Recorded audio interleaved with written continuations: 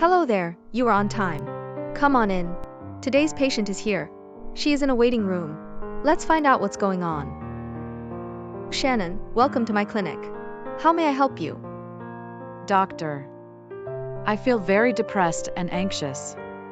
I don't know what to do. Shannon is a 56-year-old Caucasian female who has been feeling depressed for 2 years.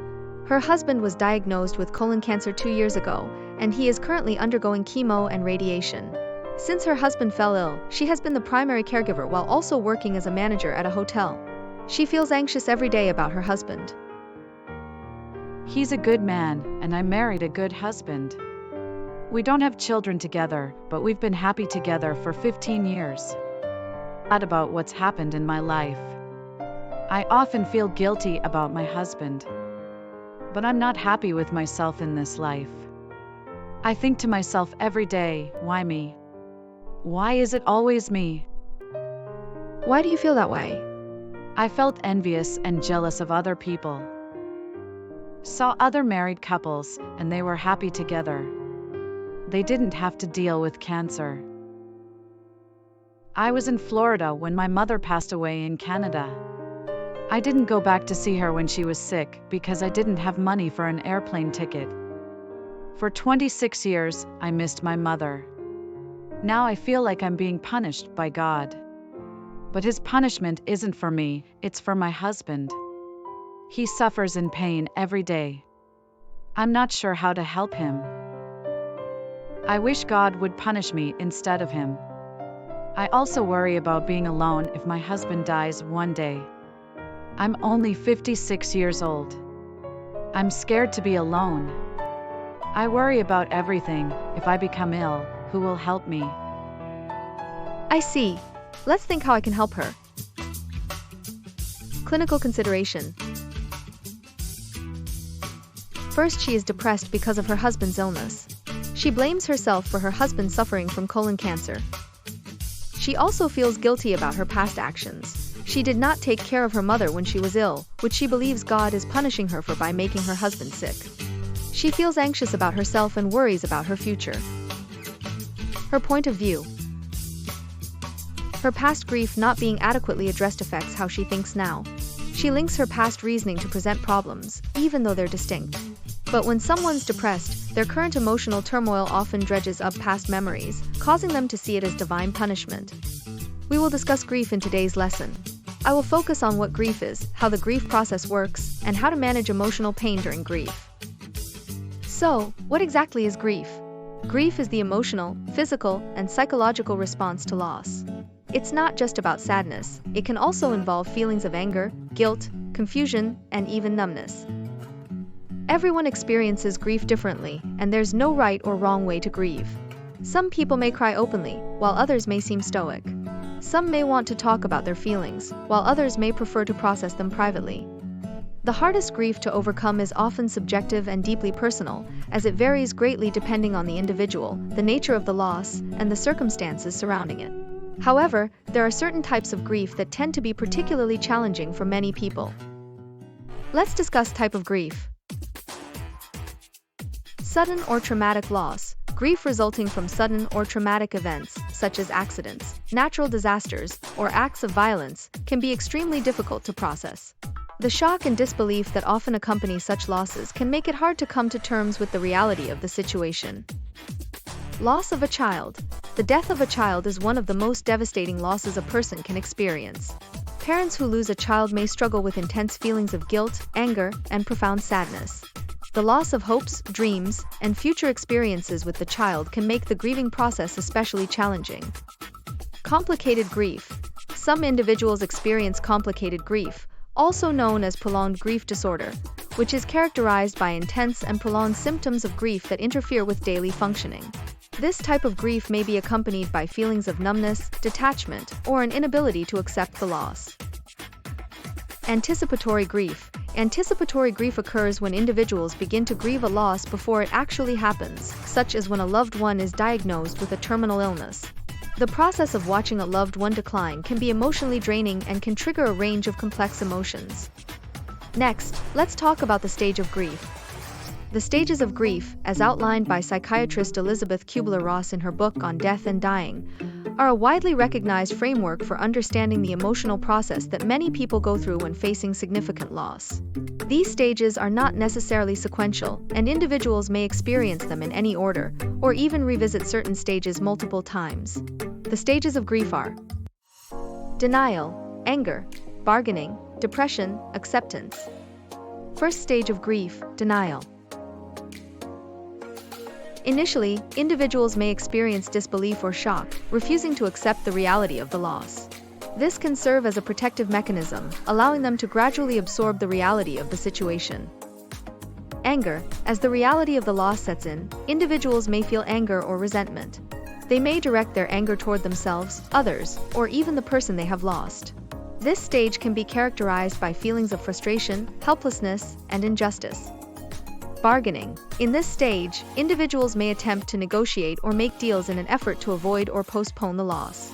They may bargain with a higher power, seeking to reverse the situation or regain what has been lost. This can involve feelings of guilt, regret, and a desire to turn back time. Depression. As the full weight of the loss becomes apparent, individuals may experience profound sadness, grief, and despair. This stage is characterized by feelings of emptiness, hopelessness, and withdrawal. It can involve mourning the loss of what once was and adjusting to a new reality without the person or thing that has been lost. Acceptance. In the final stage, individuals come to terms with the reality of the loss and begin to integrate it into their lives. This doesn't mean that they are necessarily over the loss, but rather that they have found a way to live with it and move forward. Acceptance involves finding meaning, purpose, and a sense of peace amidst the pain. Not everyone will experience all of these stages, and the grieving process can be highly individualized. Additionally, the stages of grief are not a linear or fixed process. Individuals may move back and forth between stages, experience them simultaneously, or skip certain stages altogether. Grief is a complex and multifaceted experience, and there is no right or wrong way to grieve. Healthy grief and complicated grief. Healthy grief and complicated grief represent two different ends of the spectrum in terms of how individuals process and cope with loss. Healthy grief is a natural and adaptive response to loss. It involves acknowledging and expressing emotions related to the loss, such as sadness, anger, guilt, and loneliness. Individuals experiencing healthy grief typically seek support from friends, family, or mental health professionals, and engage in coping strategies that promote emotional healing and adjustment. Pathological grief, also known as complicated grief or prolonged grief disorder, refers to a maladaptive response to loss that significantly impairs an individual's ability to function and adapt to life without the person or thing that has been lost. Symptoms of pathological grief may include persistent feelings of intense sadness, longing, or emptiness, difficulty accepting the reality of the loss, avoidance of reminders of the loss, and a sense of being stuck in the grieving process. Treatment of grief. Healthy grief is a normal and adaptive response to loss that allows individuals to gradually come to terms with the reality of the loss and find meaning and purpose in their lives moving forward, while complicated grief is a maladaptive response to loss that significantly impairs an individual's ability to function and adapt to life without the person or thing that has been lost. The treatment of grief typically involves a combination of therapeutic approaches aimed at helping individuals process their emotions, adjust to the loss, and find ways to cope with their grief. Here are some common treatment options for grief. Seek psychotherapy or grief counseling. Join a support group to share experiences or feelings. Use psychotropic medications. Individual therapy, particularly grief counseling or psychotherapy, can provide a safe and supportive space for individuals to explore their feelings, memories, and experiences related to the loss. Therapists may use various techniques, such as cognitive behavioral therapy, CBT, acceptance and commitment therapy, ACT, or narrative therapy, to help individuals process their grief, challenge unhelpful thoughts and beliefs, and develop coping strategies for managing their emotions. Support groups.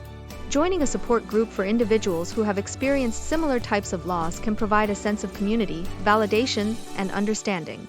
Support groups offer opportunities to share experiences, learn from others, and receive emotional support from peers who are going through similar challenges. Medication. In some cases, medication may be prescribed to help manage symptoms of grief, such as depression, anxiety, or insomnia. Antidepressants or anti-anxiety medications may be recommended for individuals experiencing significant emotional distress that impairs their ability to function. Mindfulness and relaxation techniques. Practices such as mindfulness meditation, deep breathing exercises, progressive muscle relaxation, or yoga can help individuals manage stress, reduce anxiety, and promote a sense of calm and well-being. These techniques can be particularly helpful for managing the physical symptoms of grief, such as tension, fatigue, or difficulty sleeping. Engaging in spiritual practices, such as prayer, meditation, attending religious services, or participating in rituals or ceremonies, can help individuals find spiritual support and guidance. In today's episode, we've explored the complex terrain of grief together. We've delved into the types of grief, the stages one might experience, and how grief can manifest in both healthy and challenging ways. We've seen through Shannon's story just how deeply personal and profound the journey of grief can be. Grief reminds us of our deep connections to others, and while it presents profound challenges, it also offers a path to healing and understanding. Remember, grief is not a problem to be solved, but a process to be experienced. And you don't have to walk this path alone. If you or someone you know is struggling with grief, it's important to seek support. This could be through therapy, support groups, or simply talking to friends and family. Self-care, understanding your emotions, and allowing yourself time to heal are crucial. For anyone out there feeling lost in their grief, take heart. You are not alone. Every step forward, no matter how small, is a step towards healing. We're here for you, to learn with you, and to support you. Thank you for joining us today. If you found this episode helpful, please consider subscribing for more insightful discussions. Share this video with someone who might benefit from it, and don't hesitate to reach out for help if you need it. Remember, taking care of your mental health is just as important as taking care of your physical health. Join us next time as we continue to explore important topics that impact our mental well-being. Until then, take care of yourselves and each other. Thank you.